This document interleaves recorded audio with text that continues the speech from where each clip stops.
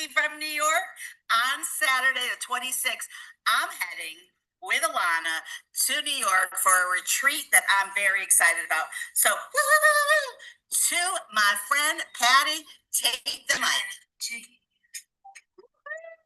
Give it up for Adrian, everybody. Give it up for Adrian. Oh. Woo! It's exciting. This is really exciting. Thank you. And I'm so excited to see you. I'm so excited. I don't get offended. I'm really excited to see Alana. Like, super excited. I want to see you too, but I'm really excited to see Alana. Okay. I follow you guys on social, and you guys are an awesome team.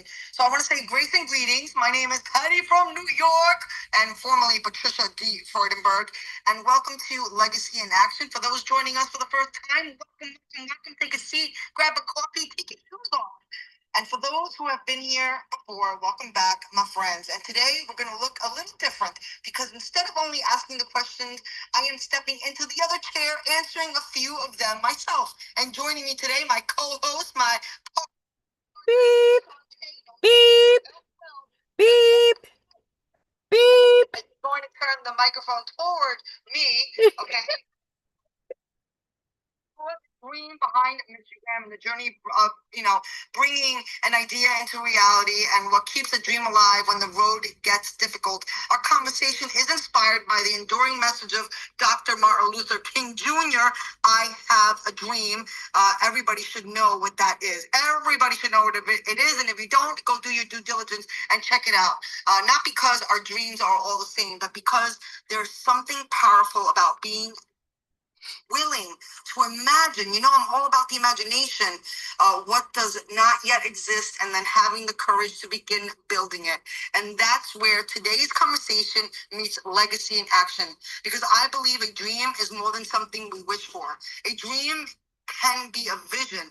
A vision can take an action. And when the action begins touching the lives of others, it starts becoming legacy. So today, Shawnte Health Wells is going to ask me about my dream. And then later, we're going to turn the conversation toward your dream. What do you think about that, everybody? Health, take it away, my.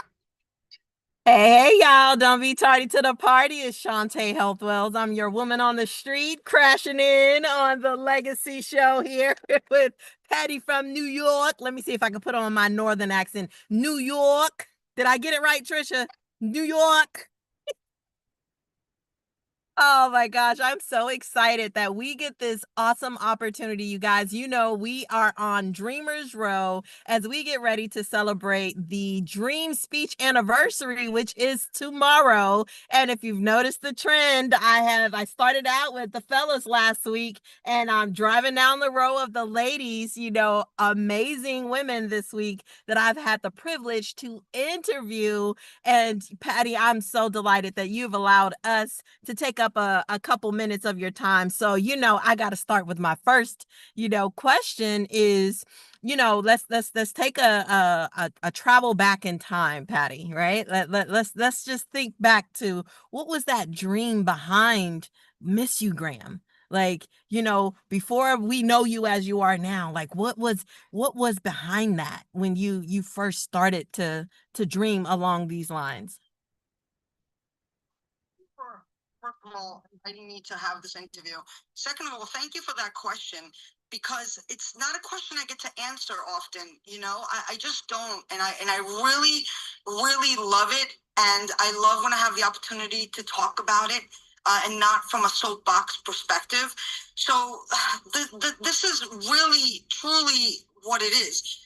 Yes, it's a dream, I guess. I feel like I was summoned by God after I started the process of fulfilling, as you call it, the dream. But it was the vision. It was the vision. And the vision was when people sat in my chair. Let me go back. For 33 and a half years, I was owner of Patty's Place, which is still standing. I gave up my ownership and moved along to what I'm doing now. But for those 33 and a half years, when people sat in my chair, but not only did I own the beauty salon, I was also a beautician. And when people sat in my chair, Shawnte, oftentimes, almost once a week times, sometimes multiple times a week times, I was making them look beautiful on the outside but they were going to bury somebody they loved, or it was an anniversary or a memorial of somebody they loved. And I gave them the grace and space to talk about it. And I saw the transformation in their face. I just did. So besides making them look beautiful on the outside, I saw that allowing people to talk about those feelings. I'm all about the feels. When I let people talk about their emotions, there was this release of like energy and a transformation in their face. Whether even if they cried, you just saw peace and relief.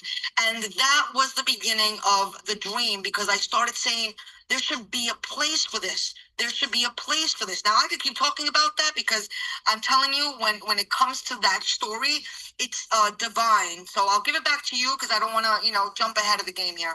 Yeah, actually, that was actually gonna be my next question to you is like, what did you see and feel like when you were having that thought of like somebody needs to create a way for people to say like what's in their heart? Like, I was just wondering like what that experience, was like that made you say like, I need to create this opportunity. Because I know personally of what that felt like with being able to present my aunt with that mug of my Uncle Jimmy, who was definitely a strong, powerful father figure in my life. And but for you to be able to even just like come up with the concept, like I've just never heard of anyone like per se doing what you do and doing it the way that you do with Miss You Graham. Like it's just, I don't know. I guess I was just trying to figure out like, how did she Thank get you. to that point? Like, what makes you different, Patty? Besides that I put like caffeine in coffee, it's that I bring death to life.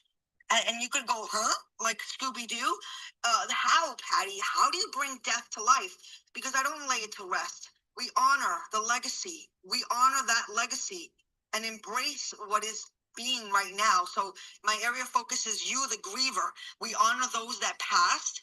And at the same time, I love this, all at the same time, in unison, we are also living our legacy, because we are faced with mortality. And that's the beauty of life. It's such a mystery, it's such a beautiful mystery. But going back to the question, is that when people sat in my chair and I, Chatty Patty wanted to hear about it, and even though it was uncomfortable, I'm a good poker like that. I like to poke. I am. If you know me, you're either going to be annoyed by me, and that's okay. I'm not for everybody, and I totally, almost accept it fully. I'm still human. I still get, oh man, they don't like me, but it's okay. I'm not for everybody. Not everybody's for me either. But I would poke, and when I would be like, oh, well, tell me about them. Say their name. Say their name. And then I got them to open up to me, because it felt like, well, who am I going to tell them? Just a hairdresser. And I know you shouldn't say just, but in this case, yes, just. It's not a neighbor, it's not a friend. It's just a place that I was giving permission to talk about it when it never feels like it's the right time to. And people, I saw the transformation with my own eyes in their face. I just did, or I heard it in their voice. So when I let them talk about it, and then back in the day, I was never on Facebook until Instagram. I was not on Facebook. I was not on Instagram. I did not care about it at all. Not even maybe. I barely even texted. I only texted out of necessity, because I had my daughter was in high school back then. Out of necessity to stay in touch with my children, because they don't like to do the phone call. But anyway, I was not on social, but I knew about social. I knew about it, and I knew that people posted on there. But I also knew, because I would ask and hear, that it was only posted the day of somebody dying, or the week of somebody dying. But then there was no place for them to talk about it when their feelings were bubbling up, and that was the mustard seed, having a place not only exclusively for the vulnerable, but also like ever after, anytime it's okay to talk about it, because it's only for that.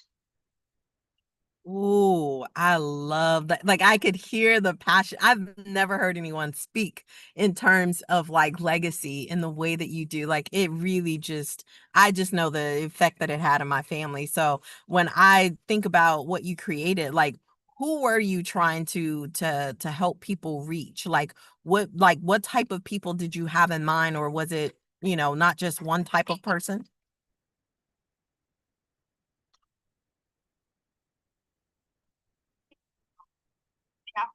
if you know me, I'm enthusiastic like a puppy that just never grew up.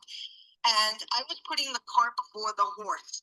And I didn't even know what that meant until my strategic advisor, God rest her soul, Kimberly Easton, who was a public figure, she was saw my excitement, but I was putting everything up front, not having who am I targeting, not having like area of focus, not having all that. I just saw the big vision in my inner knower. But it took me 8 years to really pinpoint who. And you know who? The person who wants to recover. And I know that sounds crazy, like Patty, doesn't everybody want to recover? No, you have to be in a state of a higher conscious. And listen, I'm human. I'm not. Theory is beautiful. Theory. When I talk about theory, I feel like a Nobel Prize winner. I'm just speaking, about the idea of the people who want to be empowered by wanting to gain I want to say control. Yeah, control. I think we all like a sense of control and not feeling stuck, and not feeling paralyzed. And I go by vibration and frequency because I was always into quantum mechanics. And I know some people say don't use big words like that. You're gonna lose the people. And again, I'm not for everybody. But the bottom line is, fact is, we all vibrate on vibration and frequency, just like energy. If you stick your finger in a socket, I promise you, you'll get electrocuted. I promise you that, guaranteed. If you do that and you stick your foot in a bowl of water, I guarantee you'll fry. So this is what I'm talking about. And grief is a low vibration. And some people, even though it's hard to wrap my head around it, that's where they are. Whether it's because they're not tapping into their higher conscious, which is epigenetics, which then you gain control, right? But listen, some people just there are hoarders out there, right? Let's talk about hoarders. I'm just comparing now, but the state of mind. Some people want to live like that, no matter what you say to them. There are people that are addicts that can't snap out of it for whatever reason. They're not tapping into that power that they do have. So I'm for the person who is in a state of awareness that they want to be empowered and take matters into their own hands and go through this life and honor legacy and allowing the pain, embracing the pain, but not holding on to it, not giving it residence. And that's who I'm for. I'm for the person who wants to take recovery into their hands. I'm not a doctor. I don't diagnose. I will guide you. Like if you're going on a cruise and then you get off and you're going on an excursion, you go to Patty and she'll guide you and give you resources.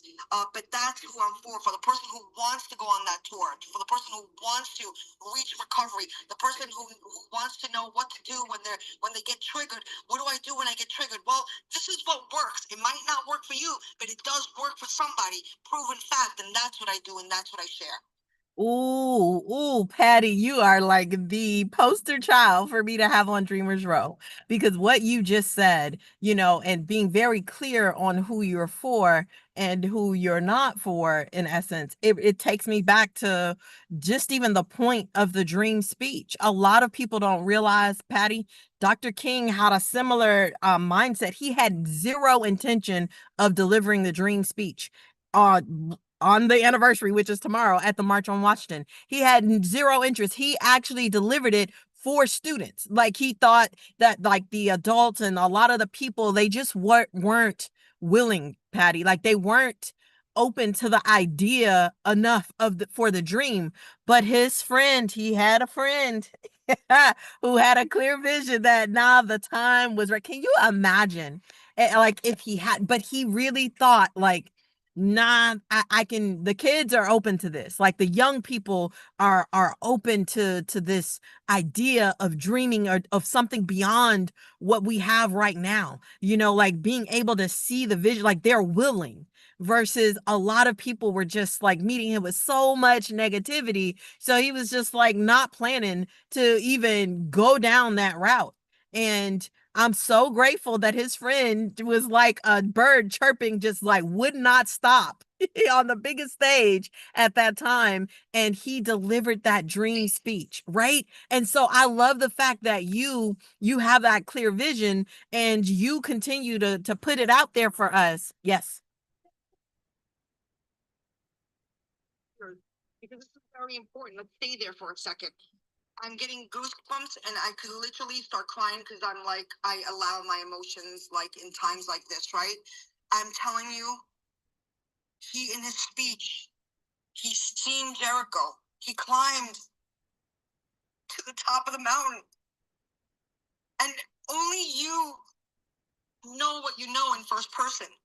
You could talk about it and share about it and hopefully inspire somebody and plant a seed of hope and plant that mustard seed like that chirping bird in his ear, and then he did it to so many, to so thousands, and that continues on and on and on, and here we are so many years later. I wasn't even born, dude. I wasn't even born when he gave that speech, and here I am giving an interview on it. I mean, come on. That's the most beautiful.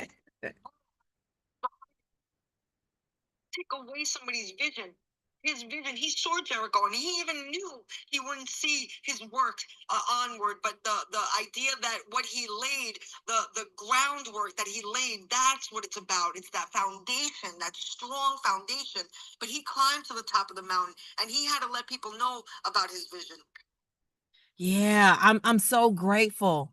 I'm grateful that, you could see the sigh in his body when his friend just kept saying, "Tell him about the dream, Martin. Tell him about the dream." I really hope people can go back and find that original audio and you could hear Mahalia Jackson literally barking and tell him like to tell him about the dream. And so many people think dreams are just for kids. It's not, y'all. It's not. So Patty, I know that sometimes like our words like we most need to say are the words we never get around to saying sometimes to somebody that we love. So I would love to know, like, why does that connection like matter so much to you? Like, I can tell that this matters to you. Like, you give people an opportunity to maybe say or honor their loved ones in a way that maybe they didn't have the words or didn't take the time to do it while the person was here. Like, why is that connection like so? Why does it matter to you?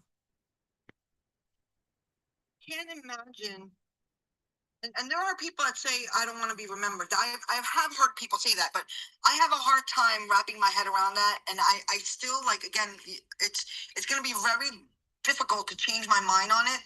I'll respect you if you tell me no, Patty. Don't tell me how I feel. I don't want to be remembered, but I still, Patty's so stubborn about this particular topic. I really truly believe like no, rooted somewhere down deep, you know, everybody wants to be remembered. I just can't imagine like coming on this earth and not wanting to make a difference. And I believe also a lot of people take their life because they're not heard and seen, and also fulfilling purpose, which is a little different but in alignment, right? But it's so important to me to share the message of not only honoring what was, like I said. Now we're going to shift gears a little bit about my area of focus as a consultant, because the first 5 years was solely Missugram, which is a platform, and it was gift items like you share here with the mug in memory of. It was all about the person who transitioned, right? It was all about that, and that's my foundation. That's my bedrock, right? But then from that bedrock, I built a house. I built a mansion, and I became a consultant. Now, when I worked with my strategic advisor, she goes, "You don't exist on social." I didn't even have a Facebook until 6 years in. Okay, I didn't even. I only got Facebook in 20. I think it was 20. I don't know. It was around COVID, but I literally did not exist. I was on LinkedIn and Twitter. That's it. Just only Instagram. Just only the app. My name, pulled it in. I did not come up anywhere. And she goes, there has to be a face behind the brand. And then as the brand transpired, and I met amazing people, including people in this enchanted garden called Clubhouse, and Breakfast with Champions was the first room I ever landed in. And not knowing any better, I came on stage and was, hey, Actually, I don't think I said from New York at that time, but the idea is, I started branding who I was, and then people asking me questions. Well, what do you do besides that? You're, the founder of this amazing platform, and then I became interested in, brief consulting.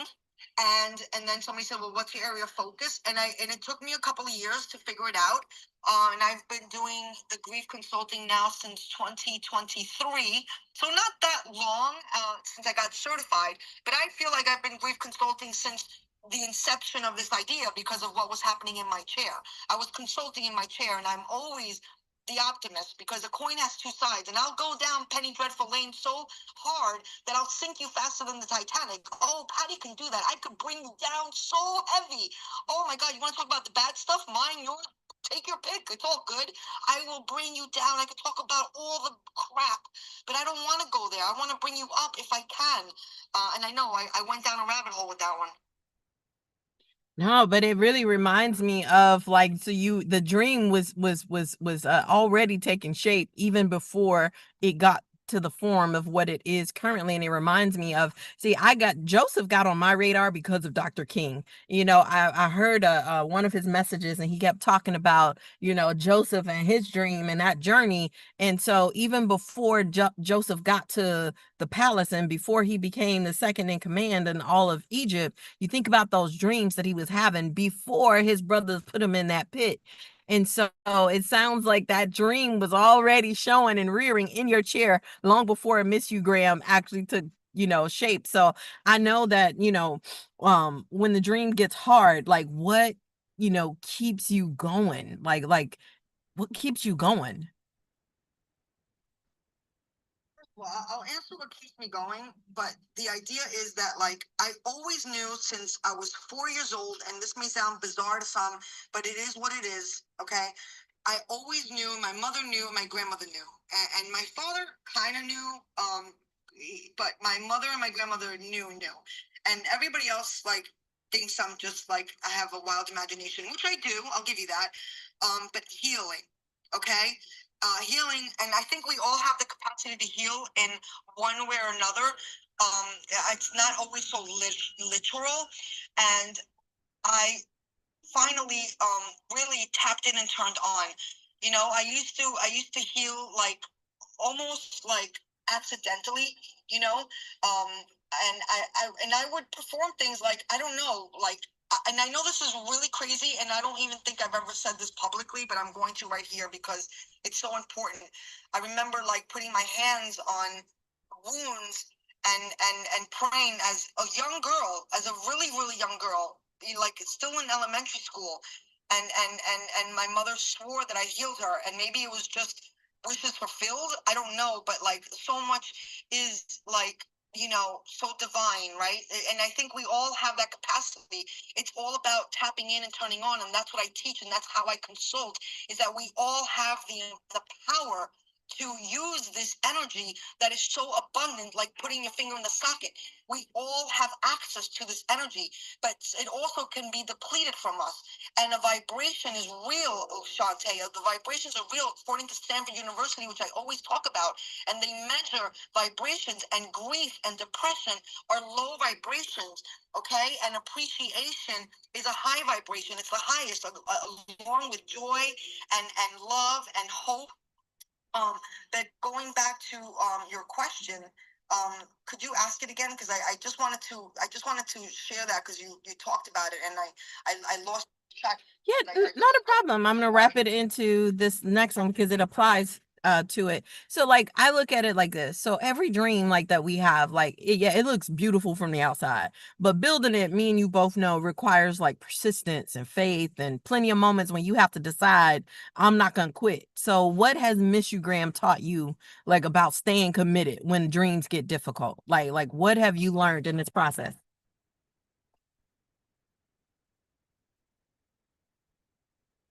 Times I'll cry if I want to. Like, I'm human too. Again, theory sounds so freaking perfect, and it is. Theory is perfect, but practice is another story. and I probably will be practicing till the day I die. I hope so. I hope I don't give up. A lot of people gave up, and that's unfortunate, and it is disappointing. But if this is what I'm doing to fulfill my purpose, that I was put on this earth for, and there's different chapters of my life. I used to heal people on the outside. Now I'm healing people on the inside. But the idea is I'm fulfilling purpose, nonetheless, and I have to practice what I preach. When I fulfilled people when I did it from the outside when I was a beautician, you will not catch me with roots. You will not catch. Now that's easy. There are a lot of times that I was like, oh freak, I don't want to do my hair. I want to just get away with it. But no, it's like if I'm doing that, I lead by example, and that to me is answering your question. Like that's the best way. You got to put your money where your mouth is, and you got to call me out on it. Because if I'm not doing something I say I'm advising you to do, please check me. Please check me, checkmate me. I'm begging you, please checkmate me, because you're going to make me better, okay? Because like I said, what I provide works. Do I always do it? No, I'm human. And just like you, Health, with even Tom Brady needs a coach, right? Or am I wrong? Absolutely. That's exactly like he pays for his own private ones in addition to what the teams always provided. So that's how committed he was to accountability. So I love that you said that. That's in essence what it is. So that's the thing that's keeping you going is like you do have that strong sense of accountability and you are open to still like learning and correction and understanding that it's not, always going to be sunshine and roses but it's okay. You can still keep going. And I'm so grateful for that. So this brings me to our final question we have for you. And you can, take this anywhere, conversation, wherever you're going to go and bring it in the audience. But, I call this our dreamer's row, finish the sentence. So in the spirit of Dr. King's dream, I want you to finish this sentence for us, Patty.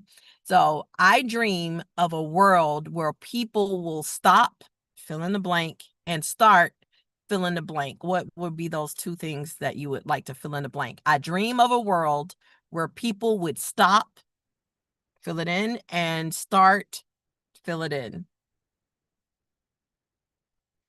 I dream of a world that people will stop,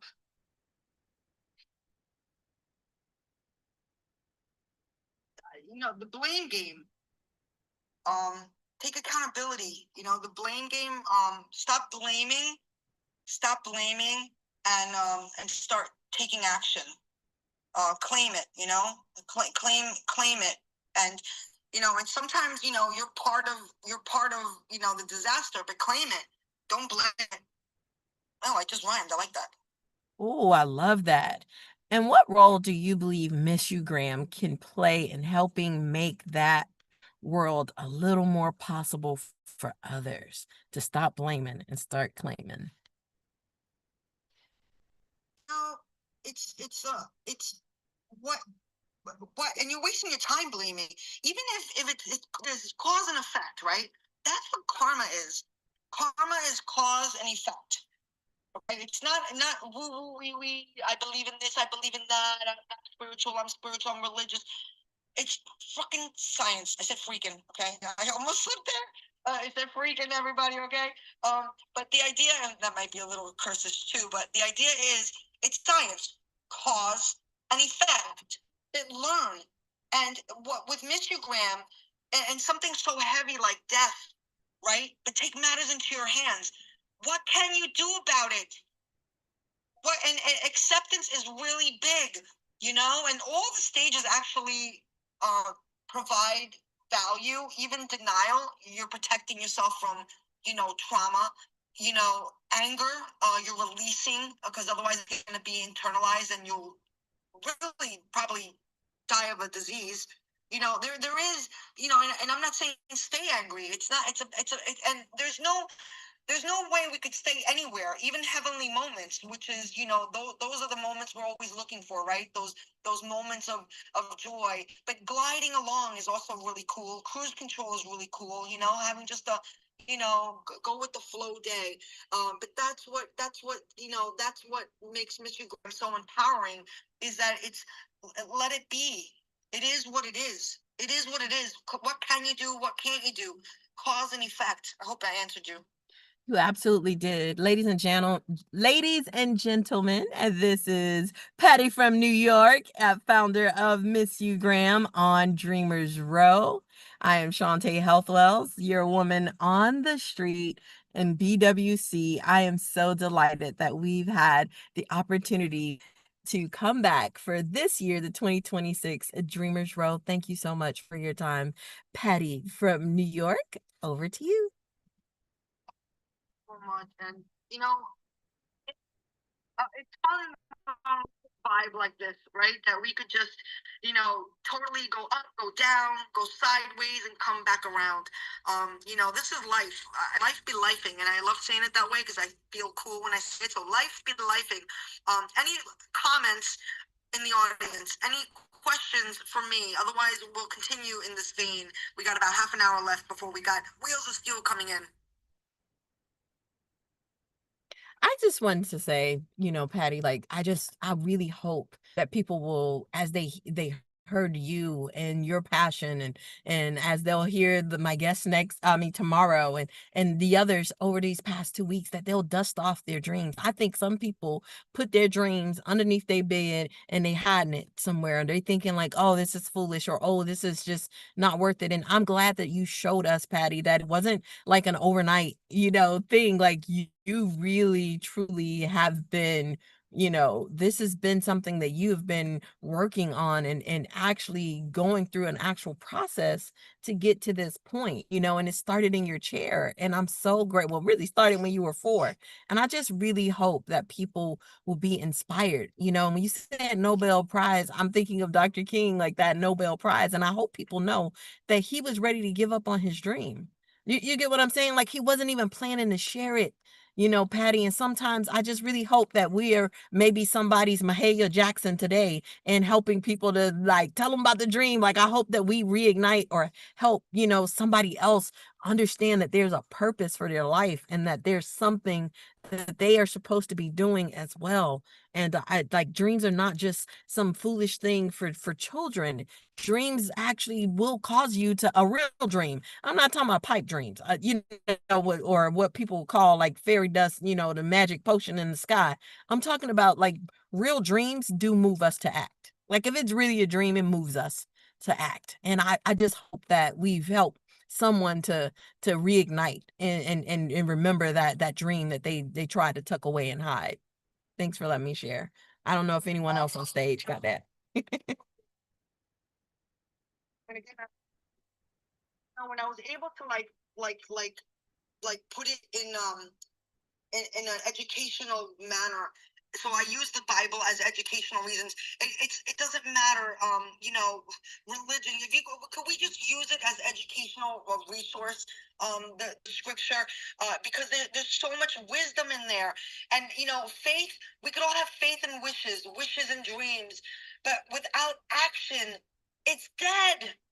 It's dead. And I'm the biggest optimist, but it's not going to come to you. You got to make it happen.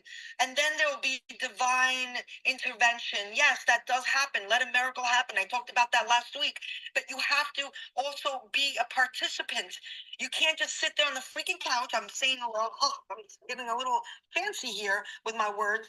But the idea is, faith without works is dead. So I love to use reference to the book called the Bible, not for religious reasons, no, for wisdom reasons, for educational reasons, because there's so much wisdom in there that we could learn. I started this 17 years ago. For 7 years, I actually had people that were into computers, and I told them about this dream of mine that there should, because I wanted it for the people so badly. And I wanted it so badly for the people because I just knew my inner knower, in my deepest inner knower, I knew that this will fulfill a greater purpose bigger than me. And everything is bigger than us. Every single one here, there's something bigger than us, okay? That's fact. There's so much more to be seen that will ever be seen. Fact. I think that's in John somewhere anyway, again, referencing the Bible, but we don't need the Bible. You could go to the Lion King, and it's the first verse of the Lion King. I say it all the time. There's so much more to be known that will ever be known. Can we agree on that? And when it comes to death and dying and legacy and purpose, it's bigger than us. And if you can just like accept that it's bigger than us, there's no more resistance. There's no more resistance. You know, I did 17 years. I've been in Mr. Graham. 10 years of the foundation of, you know, the actual name, registered trademark. I was sued by Instagram. I beat them. Yep, that's right. That could be a segment another day. But this is before Patty existed. This is before anybody knew about Patricia D. Freudenberg. But I've come a long, long way. And this was a Joseph. This was, you know, that story of Joseph. Can we go back there, Shawnte? Because you seem to know it well. Can we go back? Yes, ma'am. You know, Joseph is important because when you know, you read the story, right, Shawnte, and people think, oh, a couple days worth. Can we talk about it? Go back to Joseph from beginning to end. How many years do you think that was? Oh, I mean, Joseph ended up having kids, so you know, I'm thinking it definitely well over 30 years. Well over 30 years from his like youth on up to like, you know, adulthood. He had kids by the time that dream came to fruition in the way that it was brought to him. But that dream caught trouble. You get what I'm saying? Like I heard Myron Golden say this, and he said, you know, disruption follows intention. Joseph had the dream, Patty, and what happened? And so I'm sure, you know, look at that you had to go through a battle with, you know, Instagram, and I'm sure other hurdles that came through your way. It wasn't just, oh, you had the dream and everything just fell in your lap like some fairy, you know, had sprinkled some pixie dust and boom, poof, overnight. Miss You Graham was in your lap, perfect, the way that you know, you had envisioned, or you know, you were where you are now. And so Joseph was no different. Joseph had the dream, and it ended up getting him in a pit. It made his brothers hate him. It made him the source of scorn and envy. So I hope people realize, like, you know, listen, disruption follows those dreams that God gave you. If you don't think people hated Dr. King, if you don't think that they threatened his children, people sent him like bodily harm threats to his child. They threatened to rape and kill his daughter, a toddler, over the dream. I need y'all to understand this. So I'm glad that Patty's going back. I mean, Joseph actually got sold into slavery, Patty, over this dream. And he was literally forced into labor for somebody, you know, and then that person's wife, guess what, got him put in jail, falsely accused them. And he continued on having that dream. That dream got him in a lot of trouble, but it set him up right where God needed him to be. And I hope that's a reminder for me, but it's also a reminder for all of us. Like, trouble is going to follow that dream. You better believe it. However, Patty, Joseph stayed the course. He stayed faithful. He continued to serve, even though he did not deserve to be a slave, you know, in Potiphar's house. Think about that. He did not deserve to be thrown in a pit and sold off into slavery. He did not. His own family betrayed him because of his dream. His own brothers, Patty. Think about that. So I hope that inspires people. I hope people don't miss that you talk about the fact that 17 years. Do you know how many people give up in 1 year? People give up in 1 month. Microwaves have really, truly messed us up. But Joseph stayed the course. He knew that he knew that he knew. Listen, that dream was ever present. It was burning. That dream was still burning in Dr. King. He hadn't let it go. That's why he had to close that book, Patty, and he had to stop paying attention to the teleprompter and everything. That makes a journalist like that's like a nightmare for an event organizer or something as big as the March on Washington. What? And you going off script? They don't play that type of stuff when you talking about y'all know y'all have seen enough White House stuff. You've seen enough major things like something of that magnitude, Patty, and you gonna go off script. You just finna now just go ahead and now ad lib. You finna go talk to people about these all of these adults about a dream. People still think about dreams as like tricks for kids. Thanks. Over to you. Oh my God. And and as you were speaking, I'm like, if and again, if we could just take the morals, right, the principles, okay, because I'm a woman of God and I believe in Jesus, but it's not about that. It goes deeper than that. It's the message, it's the learning, it's the wisdom behind these stories. I mean, if Stephen King wrote the book of Joseph, it would be a bestseller, right? Everybody would be talking about it. So that's the idea. It's like we just take it as a as a story that is really good, and then we can make sense of it because it's just like it has a good ending, but it's so realistic because this is real life. I'm thinking of David. I'm thinking of David, and you know who I am in David? When I'm the kind of person that's like gonna dance till my clothes fall off and I'm naked. That's what it's about. It's about be you, boo. Be you, boo. If you're in a state of appreciation, if you're in a state of being a visionary and you know your purpose, don't don't please don't relinquish your power because somebody else can't see it. It's not theirs to see. And I think like when you're an enthusiast like me, you want everybody to see the vision because you see it so clearly. However, it's not realistic, and I'm not okay with that. But I accept that. I'm not okay with that, but I accept that. Like Dr. Martin Luther King, let's go back to him. He saw the vision. He reached the top of the mountain, and he even knew he wasn't going to be here to see the fruits of his labor, but he had the vision, and he shared it, and he spoke it, and he marched it. And look now. I mean, and we still have a ways to go, but we've come so far, and it's so beautiful. And nothing, he didn't let him knock down. And let me tell you something. There were plenty of days, and there are still days that come and go. But I don't stay there because I put my money where my mouth is. I don't stay there when I feel something that's it's either working or not working. I like to compartmentalize like that. It's either working or not working, right? Instead of like labeling things that are not suiting me. So if something is making me feel some sort of way that's not working, right?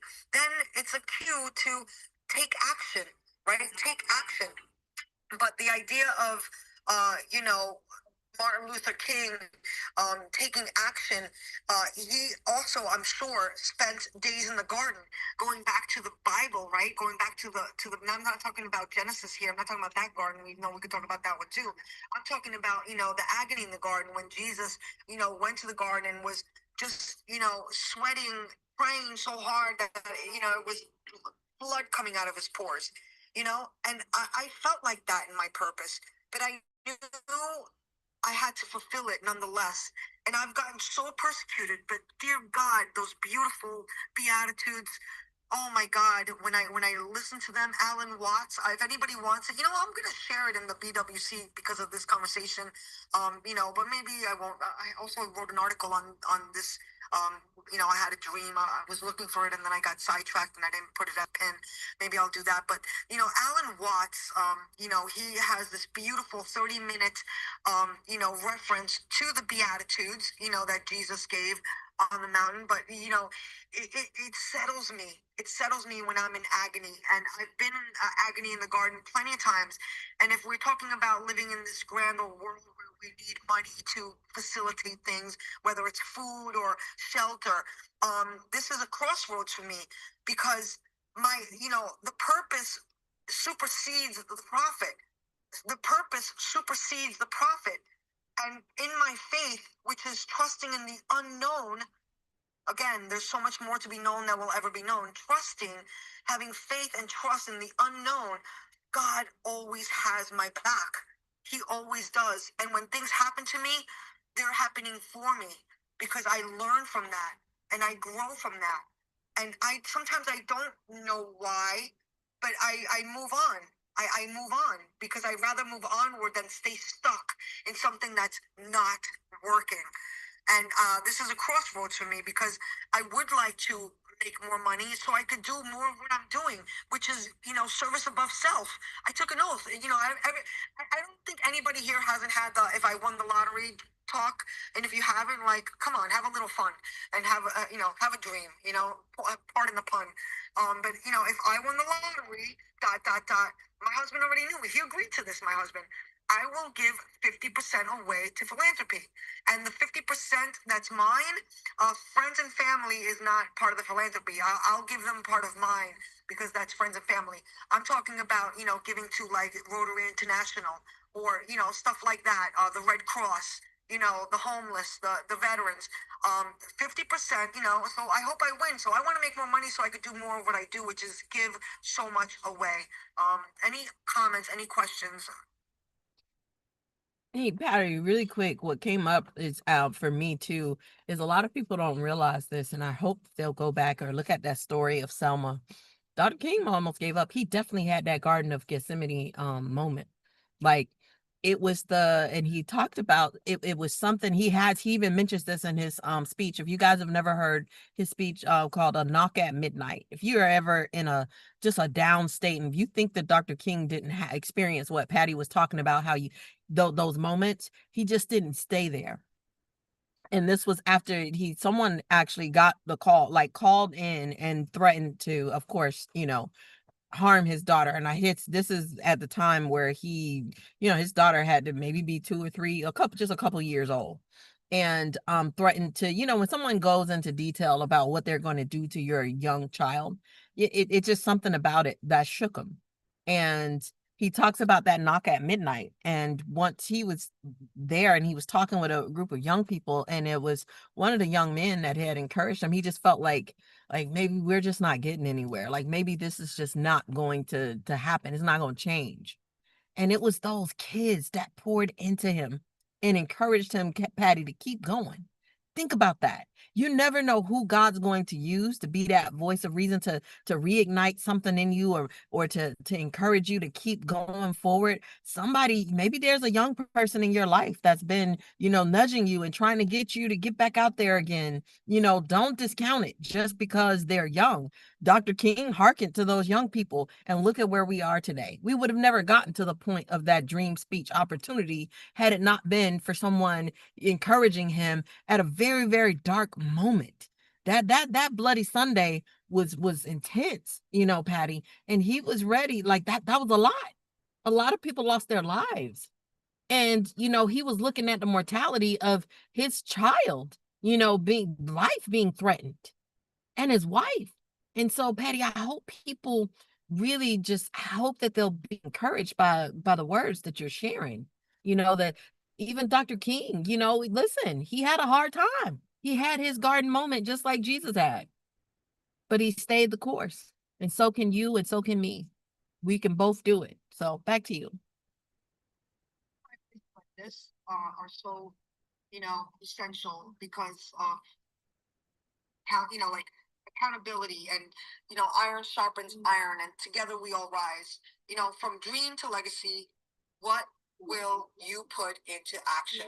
This is the segment today. We're wrapping it up. We got about 12 minutes left. A dream is a vision of what could be, and legacy is what happens when you begin living the vision. And Dr. Martin Luther King Jr., I Have a Dream speech delivered during the 1963 March on Washington envision a future beyond the injustice of this present moment. And this is, what we are envisioning, but beyond our present moment, and what responsibilities do we have to participate in creating it. Again, we have to practice what we preach. We could talk all day long about it, but we also have to be in practice. So, those questions that you asked me about my dream, I don't want to make the rest of the time, even though there's very little time left, about me. I want to turn it around. When Dr. Martin Luther King stood before the nation and spoke about his dream, he wasn't simply describing something he wished would happen. He was giving a language to the future he believed was possible. And that's what I do with Michigram. And that makes me wonder what happens when we give our own dreams language. I want to ask you, when you hear the words, I have a dream, what is the first word, feeling, or image that comes to you? Any takers?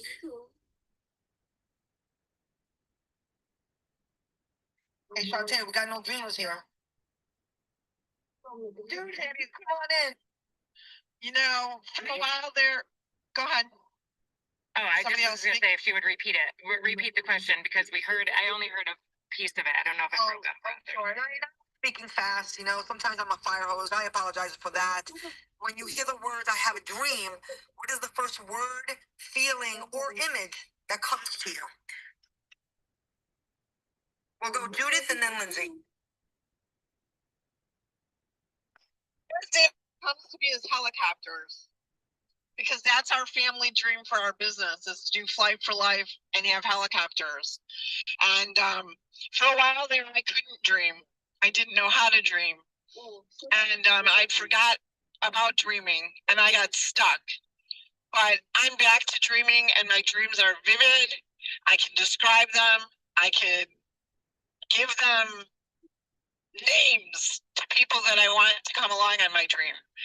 And it's just remarkable that you would talk about alignment and dreaming and things like that, because it's going to fit right into my segment.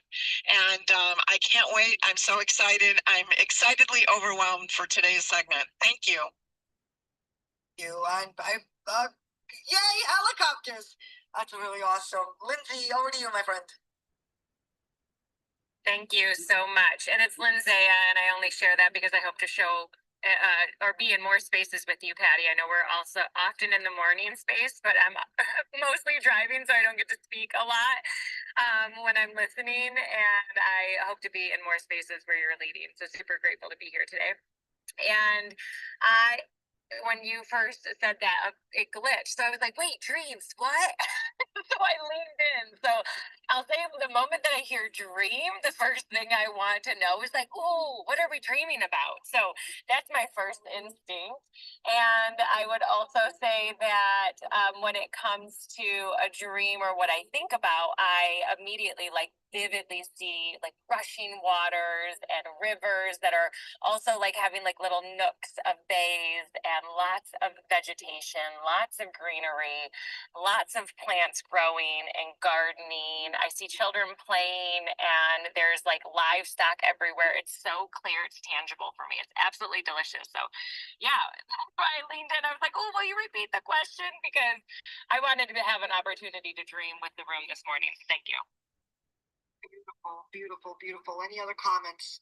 We're going to be wrapping it up soon here at the 9:30 hour. This was Legacy in Action. We were led by Health Wells with an interview based on, in reference to I Have a Dream, and she interviewed me with Miss U Graham and my vision and purpose. And I appreciate everybody hanging out here and engaging in conversations. I want to say thank you to all the beautiful hearts I received. We got some love from Lindsaya and Faith and Doris and Health and oh my God, Kizzy and let me just keep going up. And oh man, Paula and Blizness and Chris and Kizzy and Dr. Lisa, Judith, Trisha. Big hugs to everybody. Thank you so much for the support and love, because I'm human too. You know, I'm human too, and sometimes you're in that garden and you just wonder why me? I've asked that question, and God says, why not you? You know, and that's his answer. Any other comments before we wrap it up?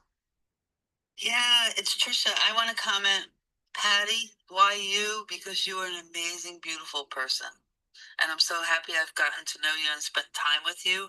And I just want you to know, you talk about speaking fast and going rambling and going through things. And I just want to say Health was the perfect person to interview you because she can like guide you when you start talking fast. And the only reason why you talk fast is because you're passionate about what you're talking about. And I just absolutely love, love, love when you get on that roll and you start talking because it's just your passion. It's your passion, and I just love it. So I just want to share that I love you. I think you're amazing, and I can't wait to spend more time with you. Just wanted to share that. And that was a paid advertisement. No, I'm just kidding. A public service announcement from me to the world that she is an incredible person, and you gotta spend some time with her. You too. I now receive my flowers because I remember when, which was not too long ago, it's a handful of years that I started saying, you know what, I am worthy. I am worthy. I am worthy. So thank you for that. I appreciate that so much. And Health, I'm so happy you interviewed me because we vibe really. We always did. We just did, and that really made it exciting. I think. So that's really awesome. I just want to say, what you're willing to what I want to ask, but I'm going to keep going because we're wrapping it up. We got 5 minutes. What are you willing to do because you dreamed it? And just think about that. Just take a moment. Your dream does not have to change the entire nation. It may change one family. It may change one organization, one community, one child, one relationship, one person today or tomorrow. And sometimes we don't get to see the full harvest of what we plant, just like Martin Luther King said. He might not be here. I might not be here. But you know what? It's the mustard seed we plant. And that's what matters. That is legacy. That is legacy in action. So I leave you with this. Dream it, declare it, do something about it, and deposit something worth remembering. I'm just going to do a little shout out. You might see if you follow me on social, I am going to Detroit 313. What up, though? To receive an award, which I was totally just honored that I was even remembered. But that's the laws of reciprocity. I'm putting all this work in, and then I get a phone call that I'm being honored with an award for community service, which I'll be presented with. So I'm really, really excited that because the world doesn't only need more dreamers; it needs dreamers willing to leave footprints. Okay, so don't worry about it's not the laws of reciprocity. It's not always what we necessarily think should be the exchange. I do this, so I'm going to get that. You do it and just have the blind faith, then that will happen. And not always the way you want, but sometimes better than you even could have expected or even imagined. So I ask you to finish this sentence. Because I was here, I hope blank. And you could take that with you. Any comments? Any comments? Because, this was a beautiful room today, a lot of improv, and I just love that because it was raw and real. I hope because I was here and because Trisha is here, I hope that we both, continue to allow kids to have access to books. Like I know that this is a dream that's going to outlive us, but kids having access to books at no cost to them. Back to you. Wow, that was beautiful. Trisha, I heard you. I said, boom, boom, boom. We're going to keep having access to books for kids. That's right, Health. Keep going. And speaking of access to books, I have always loved subscribing to magazines, and I have also the newspaper, the New York Times. Yeah, of course, New York Times. But the New York Times, when you subscribe, I just canceled my subscription because I moved, and it is expensive. But I'm contemplating, getting I'm on digital, but getting the delivery again. But where am I going with this? You just triggered something in me because I just relocated, and this is a little sidebar here, nothing to do with what we just talked about, but just going back to the book and education and resources. I have about a couple £100 worth of. That's the only way I could give you an idea of how many magazines I have. A lot of New York Times magazines, Rotary International magazines, Harvard Business Review magazine, Entrepreneur magazine, Forbes magazine.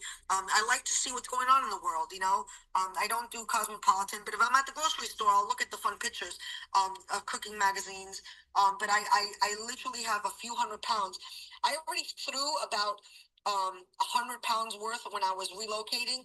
And then I just couldn't do it because there's so much amazing information in all these magazines that I have. And now I put them in a storage bin, and kind of like when my husband went to work, I'm like, okay, I'm gonna put these in the new garage. But I have all these magazines, and kind of like, now what do I do with them? But anyway, I'm just putting my thoughts out there for some reason today in the world. You just never know what comes back. This was a beautiful segment. Health, I just want to give you for closing remarks before we pass it over to Wheels of Steel. Dr. King said, always know that you count, always know that you matter, and always know that your life has ultimate significance, because it does. Keep the dream alive, y'all. Thank you, Patty. Amen. My name is Patricia B. Fordenberg, also known as Patty from New. I put my pin up today because I was just too in it. I'm just in it and engrossed in it and loving every piece and moment of it. Follow us on bwcdaily.com, and I'll try to find that article that I wrote, and I have that video of his original speech in that article. So anyway, again, follow me, look at my profile, and now I'm going to pass it over to Judith with the reinvention of self. Wheels of Steel, take it away, my friend. Woo, woo, woo. Let's all on mic and give it up for Patty and Health. It was a great segment. Like I said earlier, I'm excitedly Woo!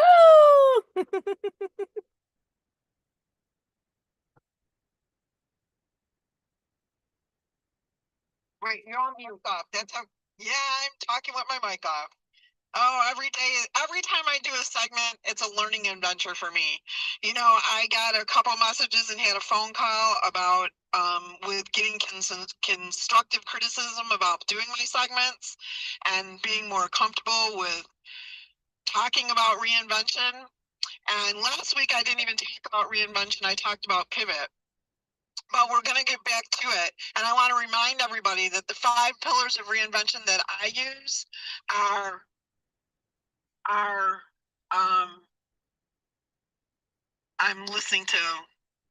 I'm in my vehicle today and I'm listening to ambulances to make sure I'm not hitting somebody.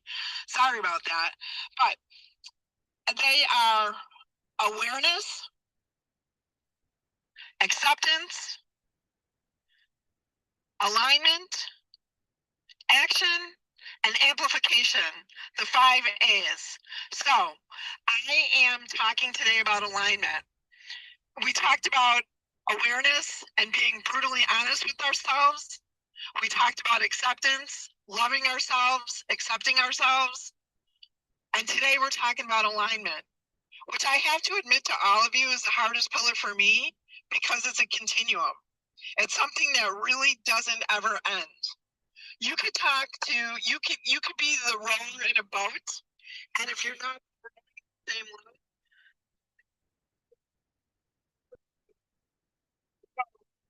my segment's going today. How did things go awry? How do the other people that you work with not be in alignment with you? And I want to talk about that. And if anybody has a comment that they'd like to make or a story they'd like to give about how things go awry, even if you're a solo entrepreneur like I was for a long time, and now I'm working with family members who are a team, and believe me, sometimes things go awry